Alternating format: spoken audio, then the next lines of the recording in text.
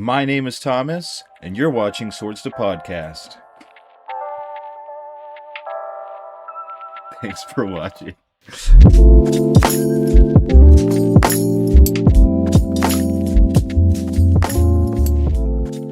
Hello, everybody, and welcome back to Swords to Podcast. My name is Thomas, and I am all alone today. The first time, and you know what that means? Well, actually, you guys don't know what that means. Normally, since Adam's done his own twice, he's done deck techs. But if you guys have been watching the show or you know me at all, you know that I'm a little bit different. So I'm going to do something different today. And we're basically going to turn this into a bias episode. So kind of what I decided that I wanted to do is I'm just going to scroll through EDHREC and look at a bunch of the top commanders, however many I feel like, and just give my opinions on them because I guess, I don't know, maybe somebody wants to hear it. Who knows? I like talking, so we're going to get into this and we're going to have a lot of fun. I don't know if I'm going to be able to do a clean transition, but let's try it. Wipe and whatever the opposite of wipe is. So here we are. This is EDHREC. You know, I thought about cropping it out and getting the ad away, but maybe that adds to the flair. That's part of what comes with looking at EDHREC. But like I said today, so let's go through the top commanders. I guess we can just go with the past 2 years, like the very, very top, because the past month, I feel like we talk about this stuff all the time, and I want to see like what people are really playing. I want to see what gets into the top that is recent, because I feel like that's going to be a lot cooler than, you know, if it's just at the top of the past month. If it's really like all-time top and it's new, then it's good. It's for me to talk about. Again, the one really cool thing, guys, is since Adam's not here, I get to have fun. And I love Adam. I love Adam, but sometimes it's like he holds me back. Like, we'll be recording our episode and he's like, "Oh, you can't put that in," or like, I'll make a joke and he just like it's not amused. But today he can't hold me back. Now, obviously, with that, I'm gonna hold myself back. But like I said, this is a bias episode, and it's funny because I told Adam the idea, but I didn't tell him the entire idea because there's two sides to this coin. Number one is I'm going to just like kind of give my bias on all these commanders. And number two, speaking of biases, if you guys haven't been able to tell, sometimes I take over the Instagram making the posts. And recently, I've just kind of divulged and just started like putting whatever the hell I feel like. And more recently, as I've been saying, it's been a lot of K-pop. And oh, isn't it just so funny that that's part of being a K-pop fan is that you have biases.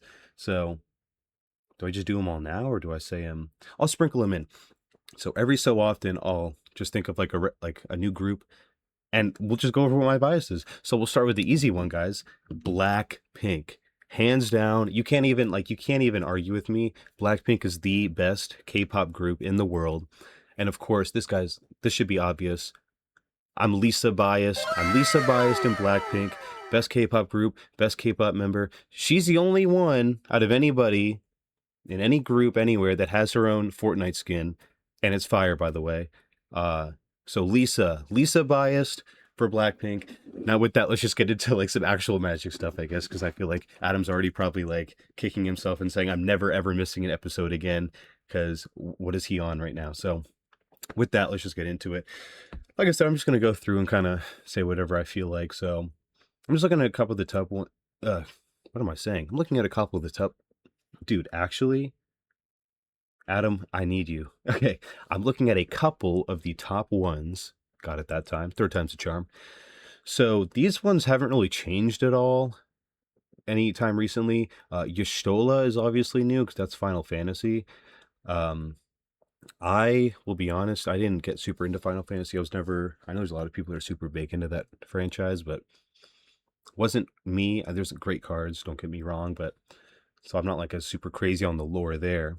Not like I am with K-pop. I was almost going to take that opportunity to say another one, but I haven't even mentioned a single card outside of Y'shtola yet, so let's keep going. Ur-Dragon. So funny story. When I first started playing Commander, I want to say, actually, I think I know when it was. It was about 2019, because the first Commander that I tried to build was from M19, and that was Nicol Bolas the Ravager. It was Grixis, or was it 5 color? No, it was Grixis. It was blue, red, and black.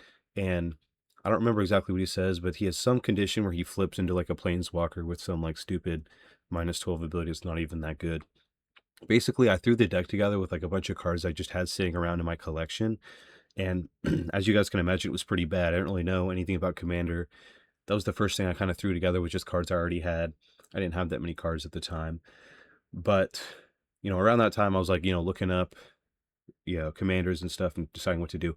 And I kind of fell in love with Ur-Dragon.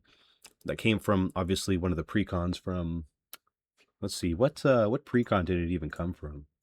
Will this show me the printings? I'll just look it up. Ur-Dragon Precon 2017. And so this was, if you guys couldn't tell, you probably already knew, this is the barrier. $500 is what it's going for now. I want to say it was like something like 200. And obviously these should have retailed for like what, 40, 50. I might be lowballing it. But at the time though, $200, like I couldn't do that. I think I was in 2019. I was a junior in high school at that time, bro. I didn't have money. So I couldn't get the Ur-Dragon, but it is what it is. This one's super beautiful. I'm actually a really big fan of the Modern Horizons 3 like side profile ones. I fell in love with all those cards. Dude, $900? Am I going down a rabbit hole? This is crazy. This is crazy. Dude, oh, no way. Why did it jump up? Wait. I'm so confused. So its market price is 200, but TCG Direct? What the heck? Okay, this makes a lot more sense, guys. 115. Dude, $800 for a side profile Ur-Dragon? Oh, textured foil. Is this regular? Lightly played foil. I don't know. That's crazy. Anyway, I always thought Ur-Dragon was cool. One of my buddies, shout out Dennis, he plays Ur-Dragon. I don't think he's like running the precon, but it's a cool deck. I mean, I guess him and Edgar Markov, right? So they both have the Eminence ability, which is pretty busted. But just overall, it's cool. I mean, Dragons is super, super sweet. There was I think Klauth is one. I don't know if he's on this list. We might see him soon. I want to say he's somewhere on here, but Klauth is one that I looked at and looked really cool. That's the Grohl Dragon. I think I pulled one in Mystery Booster 2 at Magic Con. And he looked really fun. And then there was, oh yeah, I think Dragonstorm, I guess, because I think I got some cool Dragonstorm cards.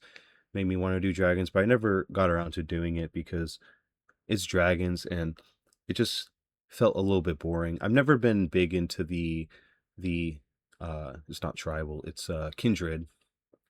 Like I've built a couple decks, but it's never really been my like vibe. I don't know. There's just something about it, but yeah, so I think Ur-Dragon is cool. If you play Ur-Dragon, I don't really have a problem. If you play Edgar Markov, then I think you're a loser. No offense, guys. I don't actually think you're a loser, but it's like, just don't play Edgar Markov. Like, I think there's cooler vampires to play. You don't have to play the most powerful one. Sometimes when I see someone with an Edgar Markov deck, I think that they did this. They just went on EDHREC and they're like, oh my god, number 2, this guy must be good. Ur-Dragon, you don't even see it that often, so I can't think that. Ur-Dragon's cool. So let's just keep going, I guess. Atraxa. So Atraxa has a big, negative connotation, I guess, in the community. And I would say for a good reason. I think the whole reason is because everyone says that it's a poison deck, but I don't really know. My buddy, shout out David, he actually plays Earl is the one that he plays. And back in the day, I didn't like playing against the Earl deck, but now it's not as bad because it's just a commander with like a built-in hexproof. It's Voltron, but I've kind of got off Voltron. I don't think Voltron's as good as, maybe I'll say, as it used to be. I don't think that Voltron necessarily got worse. I think we just kind of outgrew it, maybe. Or like maybe the pods I was playing in. I branched out and now I'm not that worried about Voltron anymore, I guess. But yeah, Earl is cool. But yeah, he has I'm trying to think. It was some precon that he wanted to swap out Atraxa, put Atraxa in. I don't remember what it was, and I think I got a copy of it and I gave it to him, maybe or maybe not. But I don't have that much of a problem with Atraxa because, again, it's like you just don't see it very often. And as long as you're not doing poison, I don't have a problem because I love Proliferate. low key, it's one of my favorite mechanics in the whole game is proliferating.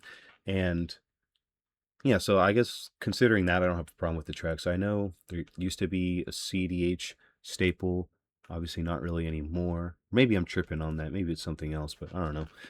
So, Atraxa, I don't have a problem with Atraxa, but let's go to the next one because, I got some feelings about this one. We talked about it in one of our episodes, I think, of what is it, Naughty and Nice? I want to say that's the episode we talked about him.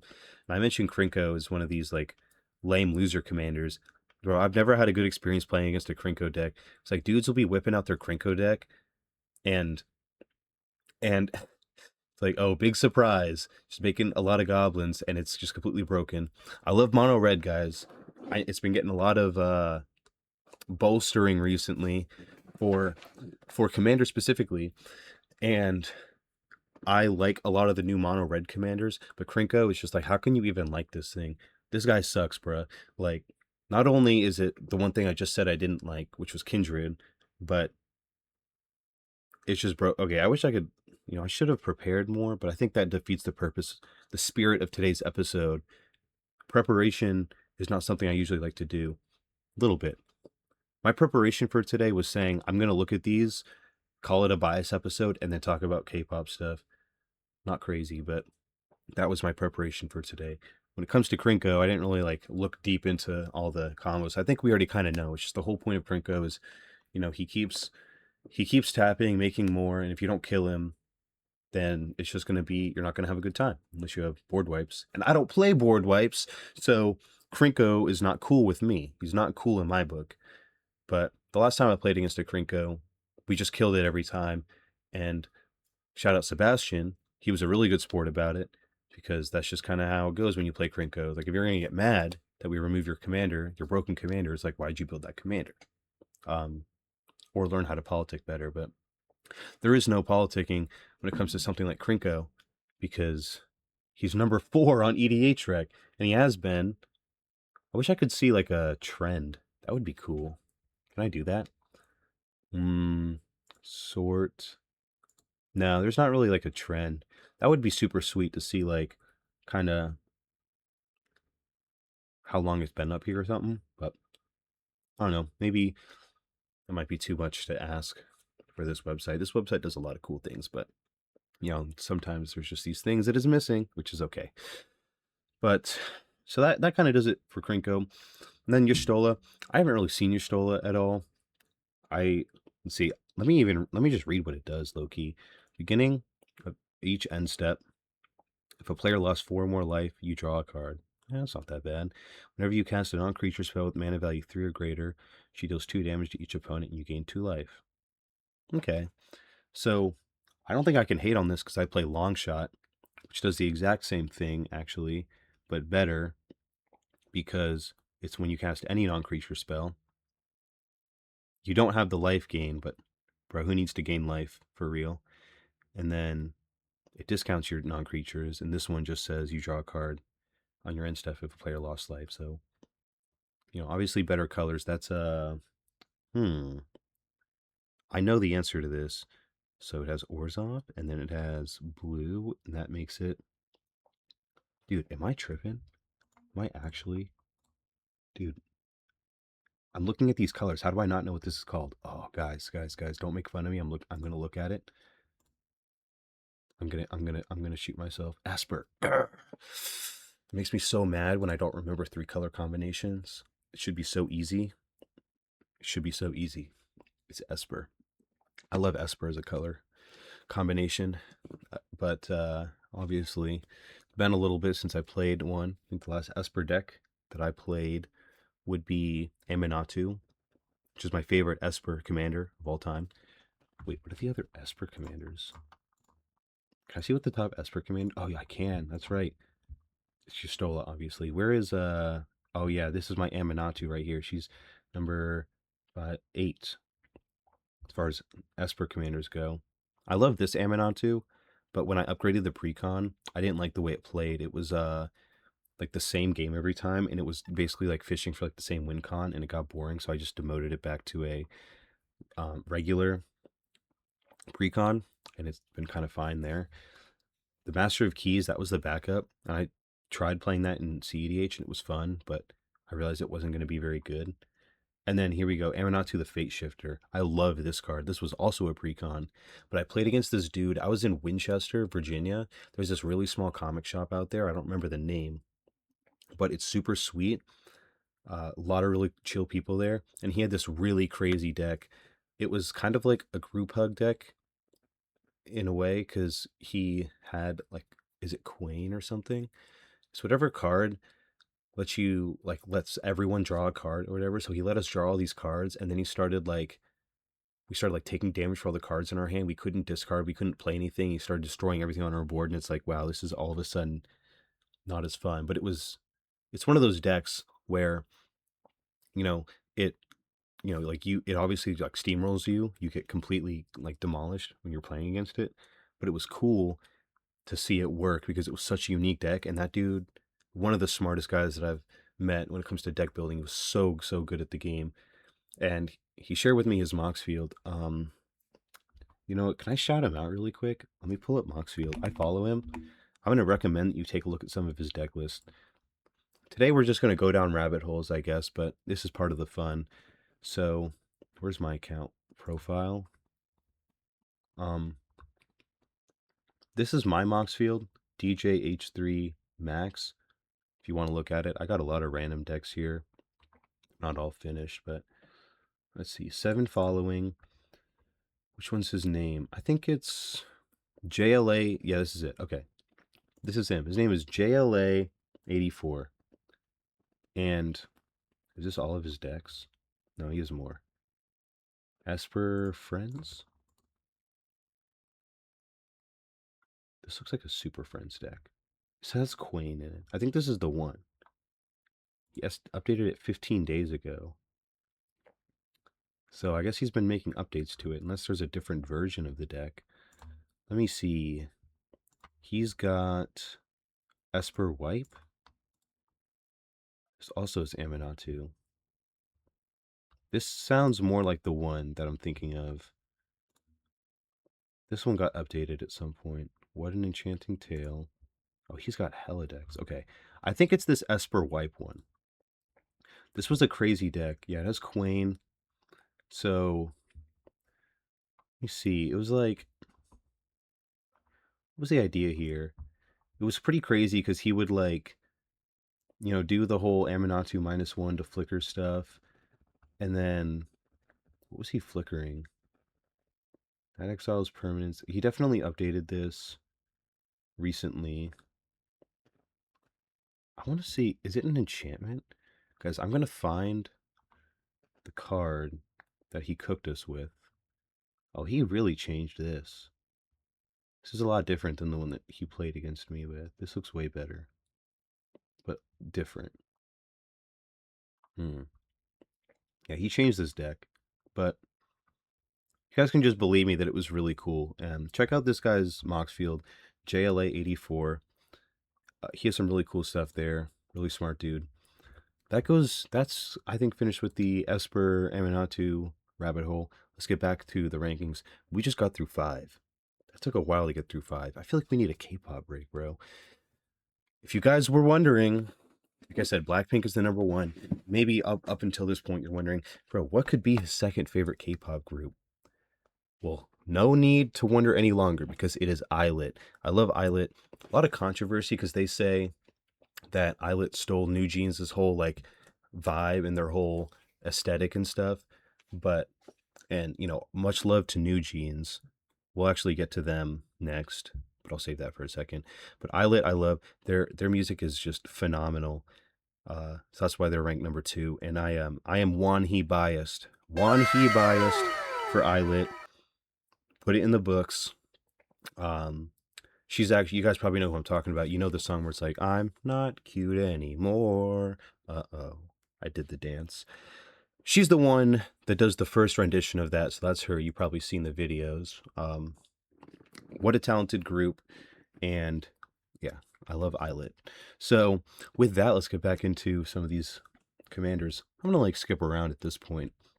Kalia, I've always thought is cool. Don't see her super often. It's so funny because these decks have like the most ones built around it, and they have. Sorry, I'm gonna move my chair.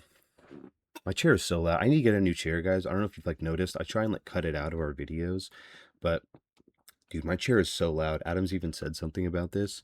I need to get a new one. This is like a cheap one I got off Amazon, but it does the job, I guess. I just try and be careful while we're recording. But yeah, it's funny with a lot of these most played or most built commanders because, like, think about it. They have the most stigma around them. Where you'll hear Edgar Markov, you hear Atraxa, you'll hear Yuriko, and everyone has heard about him. Everyone has their opinions about him. But like, how often do you even really see them? You know what I'm saying? So that's just something that I find rather interesting about it. That's kind of the case with Kalia. Is like, I feel like I hear Kalia all the time, and everyone talks about her, but I've never really played against a Kalia deck, and I've always wanted to build one. Because Mardu, I'm getting kind of big on Mardu. But yeah, we'll see.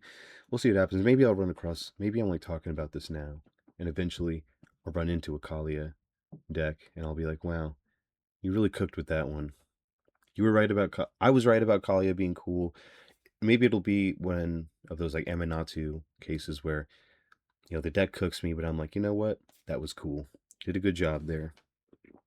Maybe with Kalia it's easy because she's number 6. I don't know. Kind of going down. Pantlaza. I've talked about Pantlaza before. Shout out Sebastian for a second time. He plays Pantlaza. Big Dino deck. Again, the problem with these decks, dude, is like all these big ones. Everything on this list, dude. A lot of these things are Kindred decks, and I just don't like Kindred. So with Pantlaza, it's like it's one of those decks because you're just discovering crazy dinos, and you know that you're cooked. Yeah, you could board wipe, but it's like I always build my decks more with like targeted interaction. It's like know when to interact, that kind of strategy there. And you know, you just kind of like got to realize that there's only so much you can do. Like you can board wipe or you can just win before them. You know what I'm saying? So that's kind of been my strategy when I play against that Pantlaza deck. He plays it all the time and he blings it out. This guy Sebastian, he's got bans. Dude, he be buying all these cards. Respect on him. He just be buying cards, and that deck is very good. He's put a lot of work into it, so I can't hate Pantlaza. I can hate the other one. What's the other one? Got it starts with a G, doesn't it? What is this? Let me go to the Naya. Naya color pairing. So she's the highest one. Who's the Gishath? So I don't like Gishath. Gishath is in that Pantlaza deck. That's kind of interesting. I would have thought Gishath would have been higher than Pantlaza, but I do think Pantlaza is better. So maybe it's good that Gishath is lower on this list. I don't know. Pantlaza is cool. I don't really see Sauron that much. Lathril, it's good with the elves. Wasn't this the one where we were talking about how High Perfect could dethrone her? Is this the one? This might be the one. I don't know. I think High Perfect is cool. And Lathril, I don't really see. And I think, yeah, this is definitely the one. So, yeah. Again, it's just, dude, every one of these decks, bro, they're all playing Kindred. Kindred is so lame. Guys, stop playing Kindred. Like, do something cool. Like, Kindred, it's just too easy. It's like you play against a Kindred deck, and guess what it's going to have? It's going to have, guys, I don't know why I start these sentences thinking I'm going to remember the names of cards before it comes down. Like some sort of banner. God, I'm looking like such a jackass now because I don't remember what the names of these um, things are. It's a utility artifact. Not the Banner of Kinship. Banner of Kinship. Oh, Coat of Arms. You always see the Coat of Arms, Banner of Kinship, Herald's Horn. It's all these artifacts. It's always the artifacts. And then the enchantments. Where are the enchantments? Oh, I'm in the enchantments now. Not doubling season. That's different. I guess it's mostly those ones. I already forgot the name. I just said the name out loud. What is it called again? Coat of Arms. bro, it's like, girl, play a different card, bro. Like, you don't need to put a $20 card in. Like, I know this is good. It's probably one of the best cards, if not the best card for a Kindred deck, but you could always just not play Kindred. I don't know. Maybe that's a hot take. I know there's a lot of Kindred fans out there, but I'm not one of them. I'm not one of them. That's Lathril. Yuriko. Yo, Yuriko just sucks. I don't think I have to say anything else about Yuriko. It's like she's not even that, and now she's good. Now she's pretty good. But pretty lame though. Again, dude, ninjas, the Kindred lame. I'm gonna say it a million times. I hate Kindred. Let's see. Let's just keep going though. Wise Mothman. I love Wise Mothman. It's so funny because me and Adam, if you guys didn't know, we've probably like mentioned it. We went to school in West Virginia, and it was funny because when all these Fallout decks came out, the Wise Mothman was sold out in like the whole state of West Virginia. And I say that it was sold at like where we went to school, Morgantown, the one game shop that only really game shop in Morgantown. There's not really a lot in the whole rest of the state. It's mostly just Morgantown, but you couldn't find it anywhere. You can get it, in other states, like no problem. Because I think that the Caesar one, like the Mardu one, was probably one of the best. It was that and Dog Meat that were both very good. But Wise Mothman was cool because that was the whole rad counter stuff. And yeah, you just couldn't get it because that was the big like West Virginia staple. Because in Fallout 76 is when they came in. By the way, I'm a big Fallout 76 supporter. I'm not like that big into like the Fallout games because I guess I wasn't very good at them. I don't know, but I thought 76 was cool, even though it had a lot of problems when it first came out. But it was super sweet to see like Morgantown was in there. Um, the what's the gorge called? Now I sound like such a fake West Virginian for not remembering. New River Gorge, that's what it's called. That was there, and then the planetarium was there, and there's a lot of other cool stuff on that map. But big fan. It was cool. The online stuff, all that.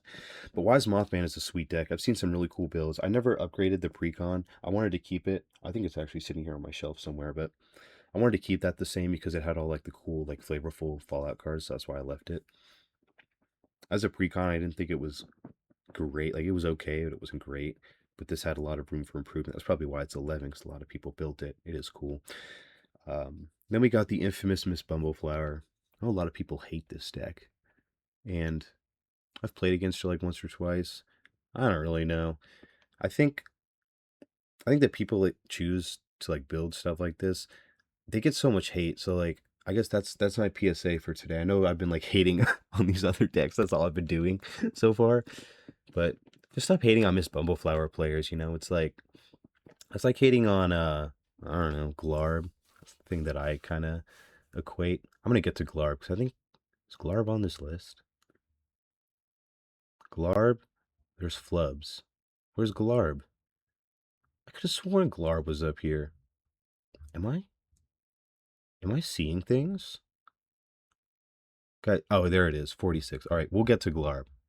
But I kind of like look at those similar. I know they're not the same deck, but wait, are they the same colors though?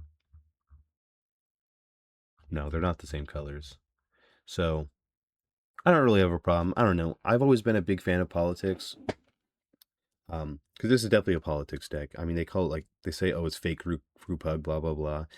But it takes a special somebody to be able to pull off like a politics deck really well. And I think that's what's impressive about Mrs. Bumbleflower is like if you get mad at a Mrs. Bumbleflower player winning games, it's low key your fault. You know what I'm saying? Because you got played. It's not like that the deck is crazy. It's like you got played. I think that's the case with a lot of decks. I don't really know. That's kind of the way that I look at it. So, yeah, quit the hate on Miss Bumbleflower.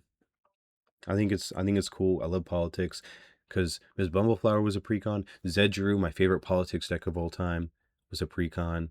So it's like it's really cool to see Wizards put stuff like that out. I'll call it like shed some light on some lesser played archetypes, I guess. I mean, at this point, is it really because Miss Bumbleflower is so popular? She's number 12 on here. And again, she's technically called Group Hug, people say it's fake group hug, but whatever. It's politics, bro. Those decks are awesome. We even have, I think, Kenrith. Yeah, Kenrith is down here. We'll skip ahead because I don't want to talk about Giada because it's just gonna be the same thing that I hate. I hate tribal. I'm saying tribal. It's kindred.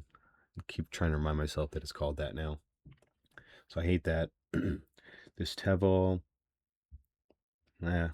Wasn't a big fan of Dragonstorm. So I know that one got popular. I'll come back to Vivi. But yeah, Kenrith did the same thing because you look at Kenrith. Well, actually, I'm just gonna open this in a new tab. So we have you go to tags, and I'm not gonna go to tags. I'm just gonna search it. So politics. If you search politics, Kenrith should be. Oh, it's Tivit. Maybe that's new. I thought Kenrith was the highest played one. Oh, it's kind of getting smoked by like 400. That's crazy. But yeah, Kenrith is like the one where when I was looking at like politics decks, I looked at it. There's Zedru, but I looked at Kenrith and I'm like, how is this a politics deck? But then it's like the nuance that goes into it is pretty crazy. So yeah, respect to all the politics players out there. You're doing God's work. I guess that's kind of what they say about politics. Let's leave that to the side. Let's not get into that rabbit hole. That would be kind of crazy. But yeah, you're really doing God's work playing politics. I feel like that's the way the game was really meant to be played. That's coming from a CEDH mindset at that point, because that's a big part of it. So like in lower brackets, it's like kind of a question, but I think like that's how the game gets really fun. It's like, yeah, you can build the best deck, combos, do all this stuff, but it's like you need to like play the game.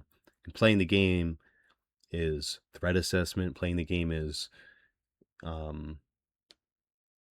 don't, is there a word? I mean, obviously the word is politics, but there's threat assessment, but then there's also, oh yeah, managing your threat level is a big thing, especially in like casual. And that's what politics is all about. It's managing your threat level, threat assessing properly, and then making the right, like, depending on the politics deck, making the right plays. You make deals and stuff. And deals are underrated. People should be making more deals. I think that's the whole thing. So I guess Kenrith here. For those of you that don't know, I'll just read through what Kenrith does. So it's 4 and a white. And you can pay a red to give all creatures trample and haste until end of turn. Pay 1 and a green to put a 1/1 counter on target creature. I don't think you'd be doing that often. 2 and a white. Target player gains 5 life. Probably don't need to be doing that. I guess it depends on what the rest of the cards do. But 3 and a blue. Target player draws a card. So that can get pretty political. Then 4 and a black. Put target creature card from graveyard on the battlefield under its owner's control. Okay, so that's the big one. Yeah, that's the big one. Give them stuff back. Pay the red. Give stuff trample and haste. And you'd be like, hey, like attack them. Don't give your stuff, haste, trample. There's probably all these other cards that go into this that like feed these abilities. And I think that's just super awesome. You don't got to work too hard. That's kind of the problem with Voltron, where you kind of have to do everything on your own. Like no one's going to help you. You have to go and swing in. That's why it's tough. You have to like swing in for lethal 3 times. And, it's like, just hire someone to do your dirty work for you. I think that's where a lot of the fun comes. So just like, yeah, just learn to do that more. That'd be super sweet. Yeah, with that, yeah, let's go back. Let's talk about Vivi. So I'm a big fan of Vivi. I've been thinking about building Vivi for a while. I know it has the whole stigma. It performs sometimes in CEDH. I haven't built it, and I don't think I will build it because I don't want to say that he's broken. I mean, he's really, really quite good. But is Vivi a he? I don't know. He's quite good. Performs pretty well in CEDH. I mean, some people say just play Ral instead, but I think Vivi's awesome. It's actually funny. I talked about this on a different episode. So I have this case right here. I don't know if you can see it that well in the camera, but this is a Vivi case, and it's funny because what's inside of this is actually a one-piece deck because I think that's what I talked about is I built Nefeltari Vivi from the new EBO3. So I said, get a Vivi deck box for my one-piece Vivi deck, and that would be super sweet. And so I did. I'm really happy with it. It's actually quite a nice box. So I'm happy with it. But I think Vivi's cool, and I think that's kind of where I got off on is like I already built a one-piece VB deck. I don't think I need to build a Magic VB deck. I will build a good Izzet deck. I just can't decide on what to do. I built a bad one with the who's the twins? The twin planeswalkers with partner. I have it sitting here. I'm not even gonna pull it out. I don't even think their names should be said because they're so bad. Genuinely, they're so bad, and I hate that deck. But I just can't decide on a better commander. I think I dismantled the Thunder Junction Stella Lee precon, and I wanted to build Stella Lee instead, like back better, but I just haven't. I think I'm just waiting for like that right Izzet commander that's calling to me. A little spoiler for next week, because I think it was just spoiled today. Actually, is the new Prismari Dragon for Secrets of Strixhaven.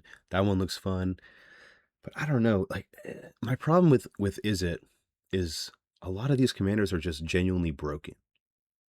You know what I'm saying? I don't want to say that they're broken. It's just they're so good, and me and Adam are kind of on the same wavelength with this, where we don't want to just build the deck with the best commander because it's super good. We want to like find like an underrated one and make it something really cool out of it, and that's where we want to shine. 'Cause like I was saying with that Aminatu deck, is like it's way cooler to see a deck that you don't really know how it works do something really, really cool, and it's like losing to it doesn't feel bad. You're like, oh my god, like that was sweet, rather than just getting steamrolled by like a Krinko or like the deck that is super good.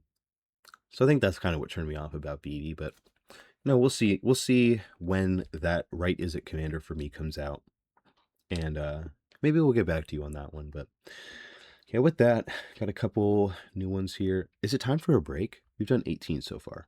I think it's time for a break. I think I spoiled the New Jeans conversation. We'll make it quick. So yeah, they say that Islet stole New Jeans's whole aesthetic and stuff, but it's so sad about New Jeans because I don't know if you keep up with it, but there's like a question of if they're even going to exist again anymore, because there was this whole legal battle, which I like kind of understand. I won't even get into it, but so here's so I'm Danielle biased, but it's hard to say that because she got removed from the group due to legal issues. She's what sounds like definitely not coming back. It's actually funny. I'll put it up right now. Here it is. So she's super tough. She knows ball. I'm Danielle biased because she knows ball. Press Virginia, the throwback. It was like she wore this in the video for Super Shy. So tough. So tough. But she got removed for legal reasons. I want to say that like Harin and Hyun and Hani all came back, agreed to come back to the group, but Minju is still a holdout. It's like a question of if she's going to come back, and they're having all this legal stuff, so who knows if they're even going to keep going anymore. But Danielle's not in there, which kind of sucks because I was Danielle biased. So if I had to pick someone else, it would be Harin. But yeah, it's too bad. But hey, Danielle knows ball, and I think that's the important thing. Press Virginia. We're coming back. We're coming back. As Adam mentioned, I went to go see our women's team. Very unfortunate ending there. But, they're playing my style of ball.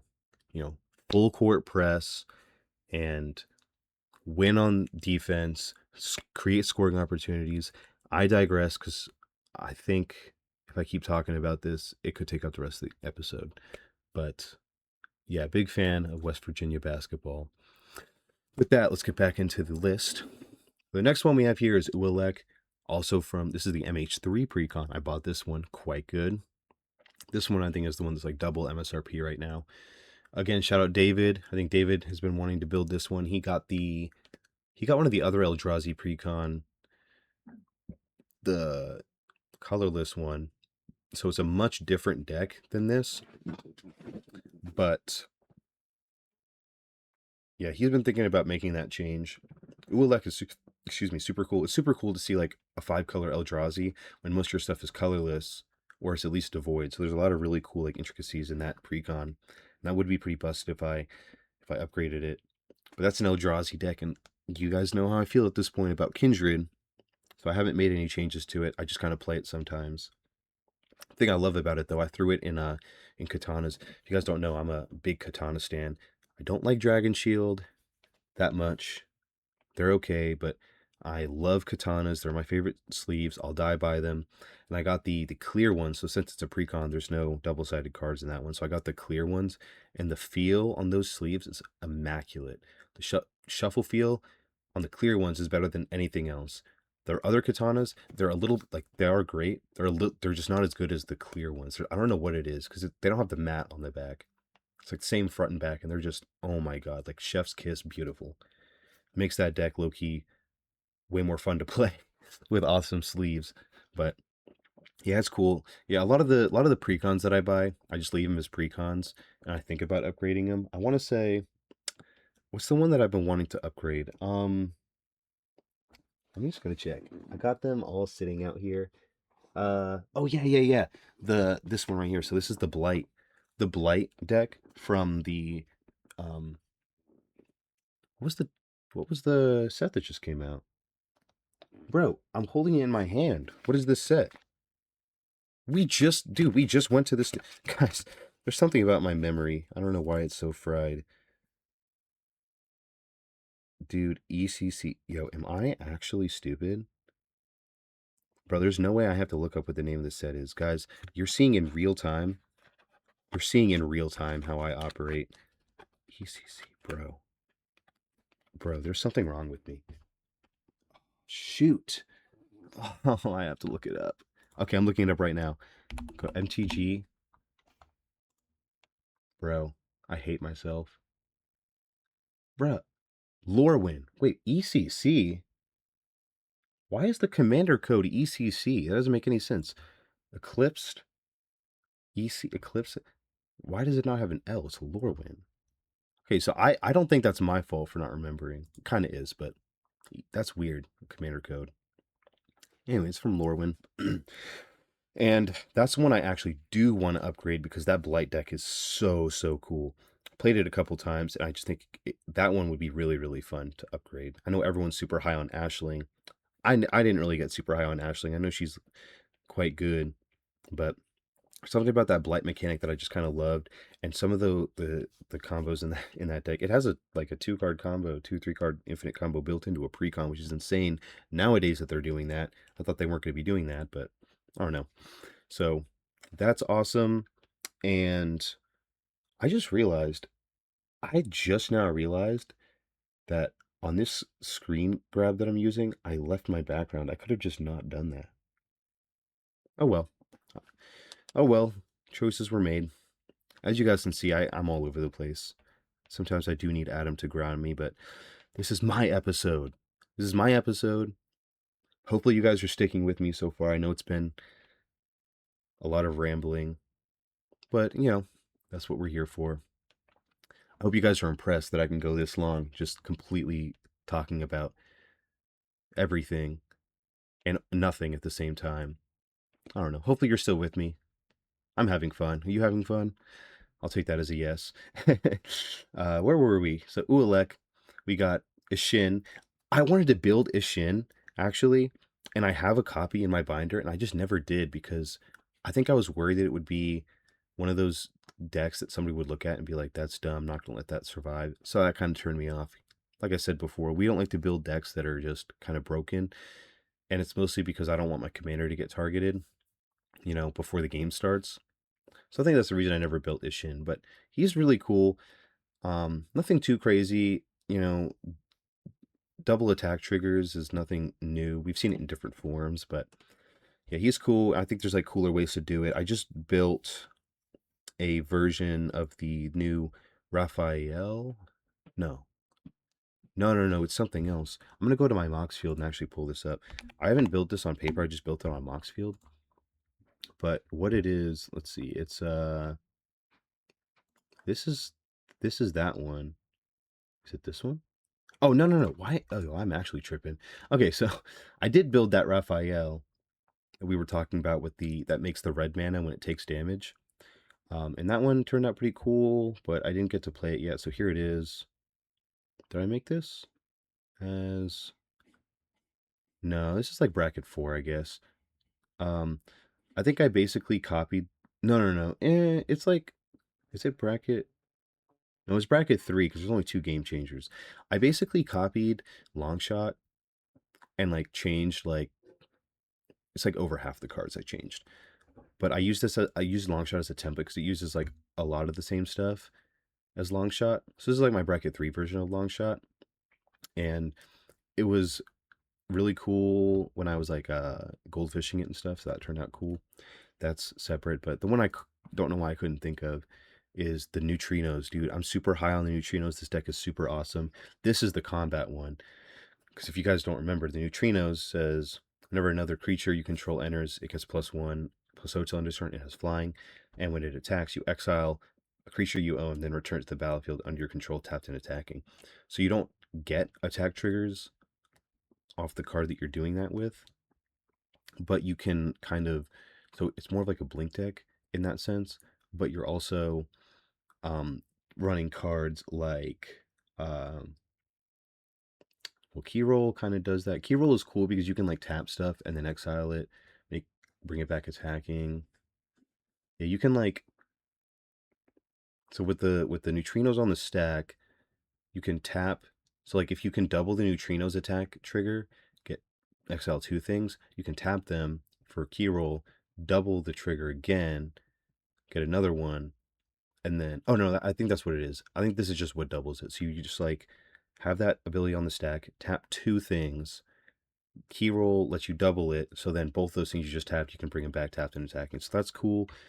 But then there's also cards like, this one, like Raph and Leo.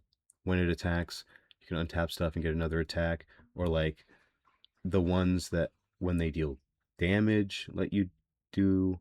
Oh yeah, Aurelia lets you get double attacks. Some other stuff like that where it lets you get a second attack is there's just different things here and there. Some things that I want to bring in.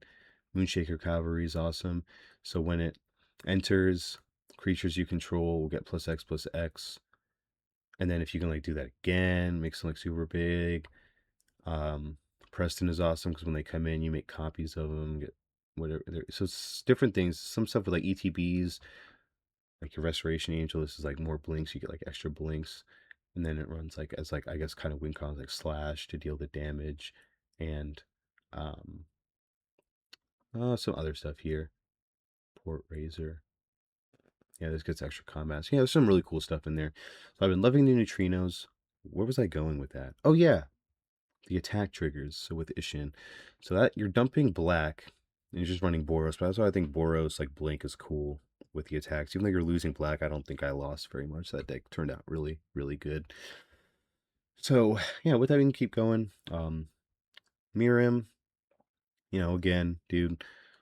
again, again with these Kindred, like it's actually starting to get me mad. All these Kindred cards. Balin, the cool card. Farlord Azula, I've been wanting to build. I know people are testing her in CEDH, but there's just better Grixis ones you can build. Like, oh, I don't know, maybe why do I keep starting these? It's Rog. Rogsai. Oh my god, I hate myself, bro. Rogsai is obviously just a in levels ahead, way better Grixis deck. Grixis good stuff, I guess. Well, this was Grixis good stuff. Rogsai is just turbo, really good. Yeah, so just play Rogsai, But Azula's cool, so I think in like lower brackets, Azula's super awesome. I never got to build her because she turned out to be one of the more popular commanders from the set. So, like I said, I kind of tried to stay on some other ones. You guys already know what I built. I think that's we're getting there. She's close. So, didn't really build Azula. I'm holding off on Iroh, but with that, yeah, let's just I don't really care about any of these ones. We'll skip those. Skip all these. And oh yeah, Muldrotha. Shout out Muldrotha. Shout out Adam. One of his first big good ones. He took apart built for someone else. So shout out Muldrotha. But then Toph. So Toph is obviously the one that I quite focused on. It's rather impressive. So I guess it doesn't surprise me then.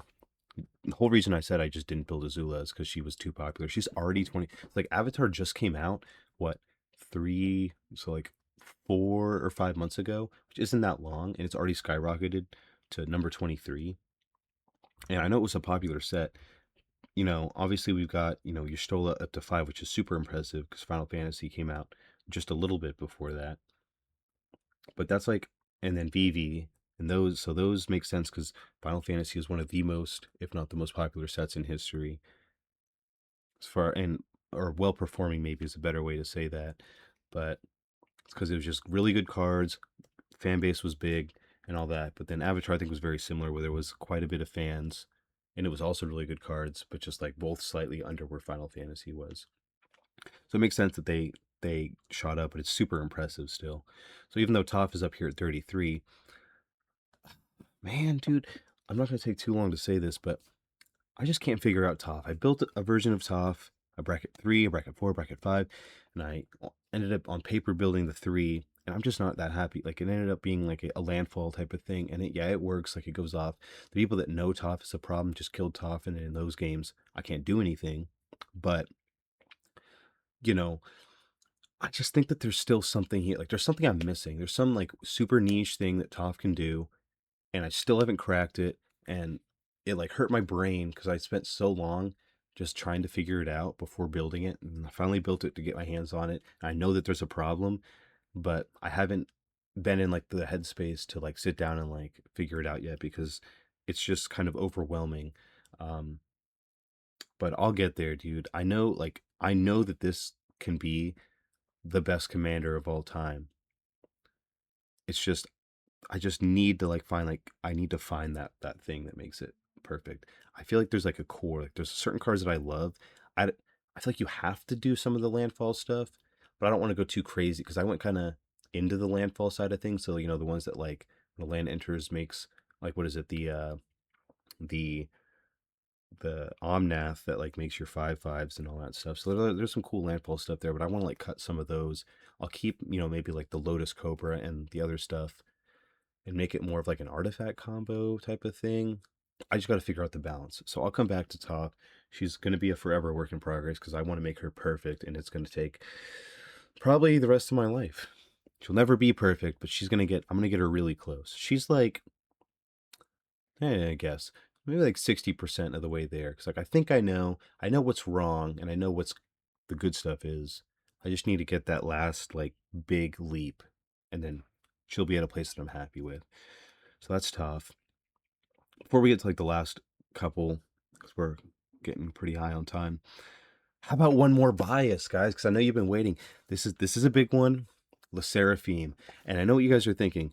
Le Seraphim, he obviously has to pick Che-Wan because she's the most popular. She's the leader. But guys, I'll be honest. I'm Sakura biased. Okay, hey, yo, don't hate the player. Don't hate the player. I'm Sakura biased. Um, yeah, Shaywon is awesome, but it's like it's Sakura all the way, and it's super sweet. I play Overwatch. They have Overwatch skins. They have Overwatch emotes. All this stuff. It's oh, it's so sweet. But yeah, I'm Sakura biased. Seraphim is awesome. All respect to Chaewon, but Sakura is the one for me. So with that, we'll get to the last couple here. I always thought Flubs is cool. I know he's been good.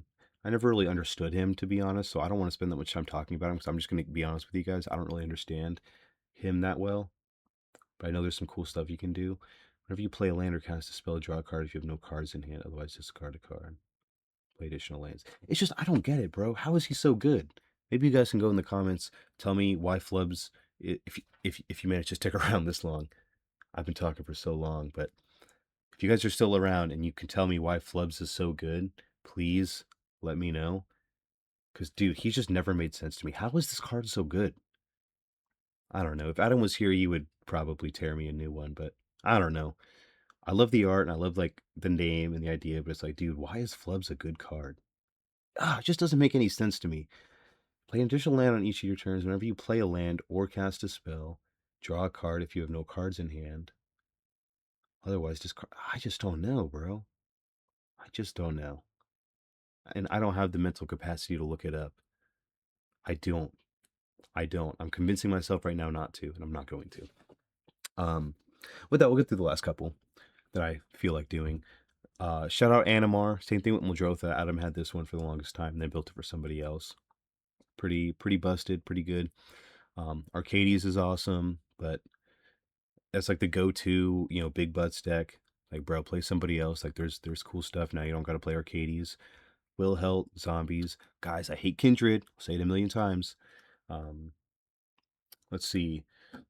Excuse me. Mr. House. I love this card, and I wanted to build a dice rolling deck, but then I just didn't. That's kind of a theme. That's kind of a theme with me. Is I'll say I wanted to build this and I didn't. I think everyone does that, but I do that a lot too. I'm like, this deck would be so good. I'm gonna build it. I'm gonna build it. I have this whole stack of cards of commanders that I want to build that I just haven't. Because, dude, it really it takes efforts. Like, you gotta want to sit down and build it. You gotta be in the mood. Like, maybe a card comes along, you're like, oh my god, that's the card I've been waiting for. I'm gonna build it. So Mr. House probably will never get built for me, but really cool card, and I'm in love with it.